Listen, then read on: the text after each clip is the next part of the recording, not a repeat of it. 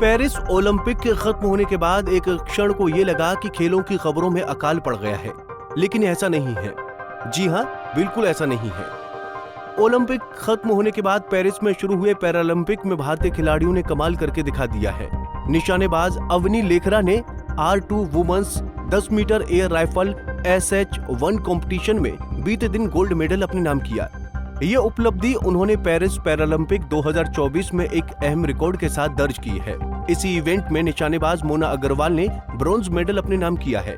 इन दो दमदार मेडल्स के साथ पेरिस पैरालंपिक 2024 में भारत का रहस्यमयी खाता खुला है।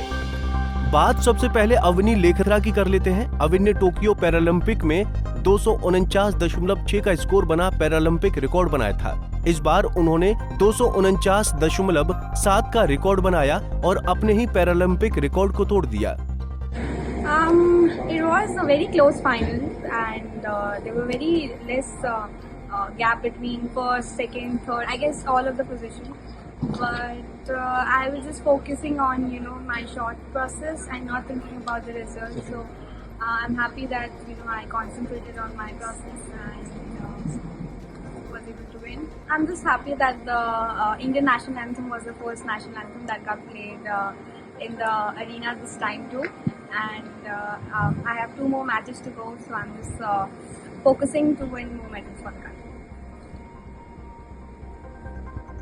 अब बात मोना अग्रवाल की। मोना अग्रवाल ने 228.7 का स्कोर बना तीसरा स्थान हासिल किया। दक्षिण कोरिया की यूनरी ली ने 246.8 का स्कोर बनाया और सिल्वर मेडल अपने नाम किया। एक वक्त मोना शीर्ष पर आ गई थी, लेकिन इसके बाद कोरियाई निशानेबाज ने कुछ राउंड की अच्छी शूटिंग के बाद पहला स्थान हासिल किया। अवनी तीसरे पर लुढ़क गई थी, हालांकि उन्होंने जबरदस्त वापसी की। 21 शॉट्स के बाद अवनी और यूनरी का स्कोर बराबर हो गया था, लेकिन कोरियाई निशानेबाज शीर्ष पर थीं। 22 शॉट्स के बाद मोना का सफर तीसरे स्थान पर समाप्त हो गया। वहीं 23वां शॉट्स अवनी ने 9.9 का और यूनरी ने 10.7 का लगाया।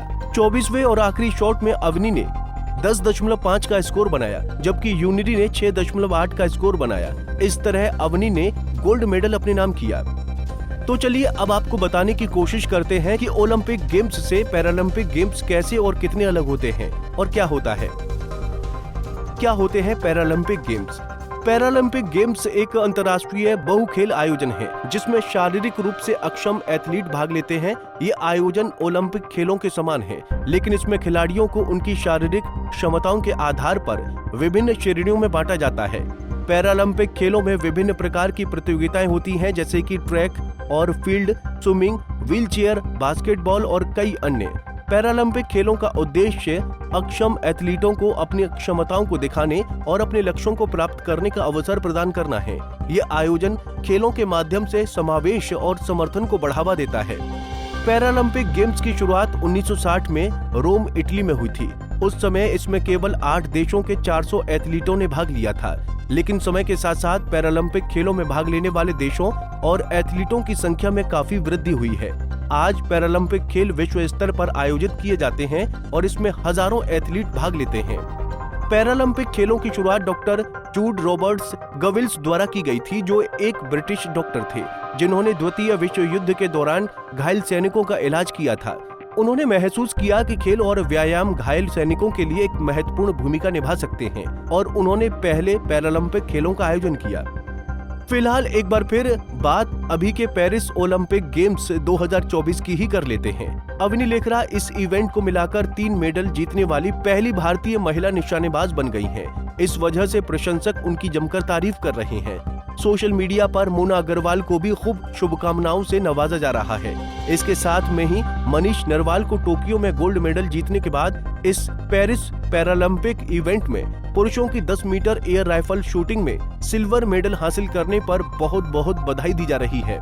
इसके अलावा पेरिस पैरालंपिक 2024 के दूसरे दिन यानी 30 अगस्त शुक्रवार को भारत को एक और मेडल मिला है।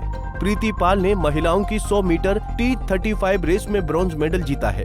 23 साल की प्रीति ने 14.31 सेकंड में 100 मीटर की दूरी तय की। भारतीय पैरालंपिक खिलाड़ियों के लिए उनके प्रशंसक बड़े ही फक्र के साथ उनके बारे में सोशल मीडिया पर लिख रहे हैं कि आपके सभी के प्रदर्शनों ने कई इवेंट में भारत को गर्व से भर दिया है। Bureau report, Punjab Kesari TV. हमसे जुड़े रहने के लिए हमारे YouTube चैनल को सब्सक्राइब करें और नई वीडियो की नोटिफिकेशन के लिए बेल आइकॉन को दबाएं।